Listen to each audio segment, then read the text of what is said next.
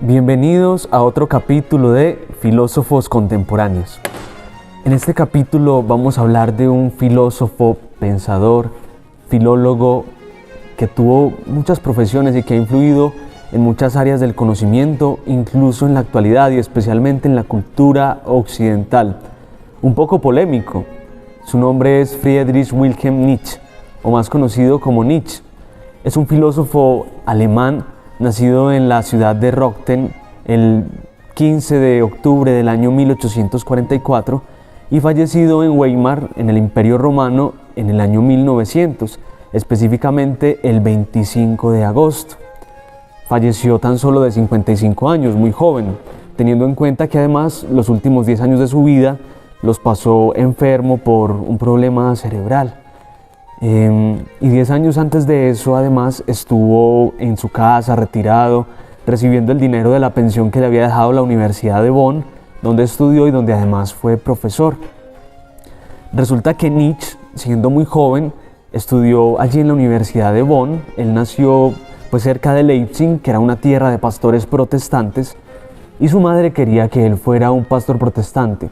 Sin embargo, él se negó.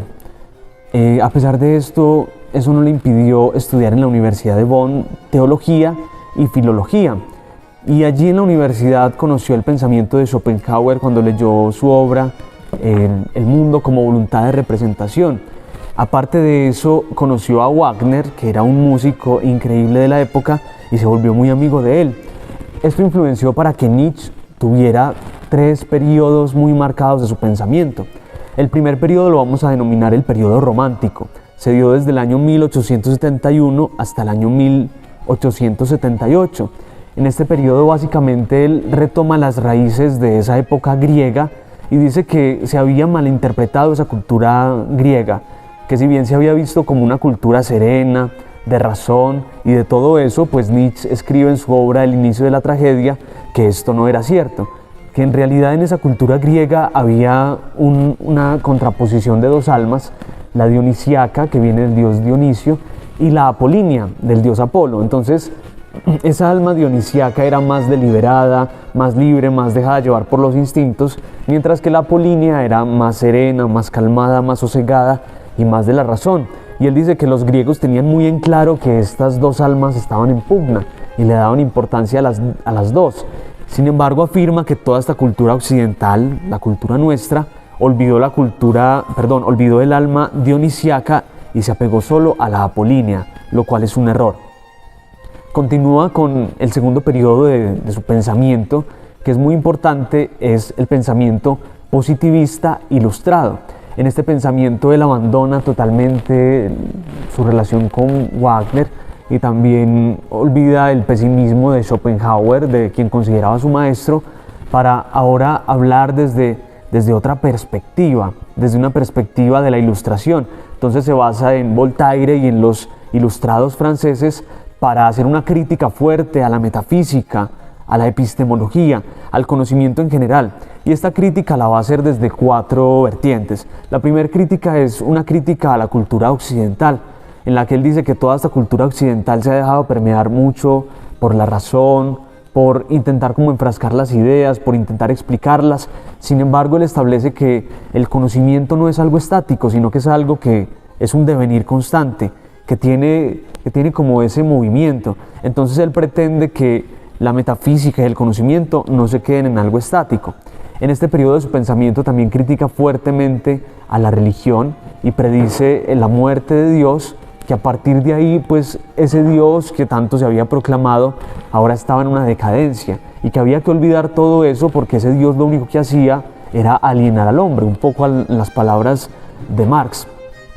Además de esta idea, pues Nietzsche critica fuertemente todo lo que se había venido dando sobre la metafísica y sobre la razón, y establece que el hombre debe como liberarse de todo eso. El tercer periodo y más importante, que se da a partir de 1883 y hasta 1889, antes de que él cayera en toda esa decadencia, es el periodo llamado del superhombre, ¿cierto? Entonces, Nietzsche, con muchas de sus obras, especialmente con Así hablaba Zaratustra, que tengo un ejemplar aquí, establece cómo pues, el hombre debe partir de un nihilismo, que es la destrucción, es un poco la filosofía de la nada, que debe destruir todo lo existente, pero para el hombre resurgir, y él mismo es el superhombre. Entonces ya ha dejado la idea de Dios, ya ha dejado todas estas ideas que para él son opresoras del propio hombre, y ahora el hombre debe retornar sobre sí mismo y debe vivir con un término que es muy importante en Nietzsche, que es la voluntad de poder. Con esta voluntad de poder el hombre se elige a sí mismo, el hombre va descubriendo que él es lo más importante y que no necesita de nada, y que él es el que establece como todas estas pautas para su propia vida. Aparte de eso, es muy importante en Nietzsche el retorno a sí mismo, que justamente es un término que también se da en esta última etapa del pensamiento de Nietzsche, y ese retorno a sí mismo es el asumir que el hombre tiene como un deseo de eternidad, de trascendencia, de algo más allá. Pero como Nietzsche establece que no existe Dios, no existe nada más allá, entonces el hombre retorna sobre sí mismo, regresa sobre sí mismo. De la misma manera, Nietzsche establece que toda la moralidad que había estado en la cultura occidental ha estado mal planteada, porque esa moralidad viene de una vertiente platónica judeocristiana. Por lo tanto, él está en contra de todo esto, él está en contra de esa moralidad que viene como de esos valores, y él más bien establece que el hombre debe seguir sus instintos, un poco ese espíritu dionisiaco que él dice que el hombre debe tener para poder ser libre. Digamos que es muy importante entender a Nietzsche, porque es un poco todo lo que hemos visto actualmente sobre el existencialismo, sobre el nihilismo, sobre la filosofía de la nada, la destrucción de todo lo tradicional. Como diría Paul Ricoeur, Nietzsche hace parte de los filósofos de la sospecha, junto con Freud y junto con Karl Marx. Son filósofos de la sospecha porque quieren como acabar con todo lo que estaba fundamentado, quieren acabar con todo lo que ya existía para imponer algo nuevo. Por eso es importante conocer de Nietzsche, saber cuál es su postura y saber cómo ha influenciado en la filosofía contemporánea. Muchas gracias por estar en este otro capítulo de Filósofos Contemporáneos.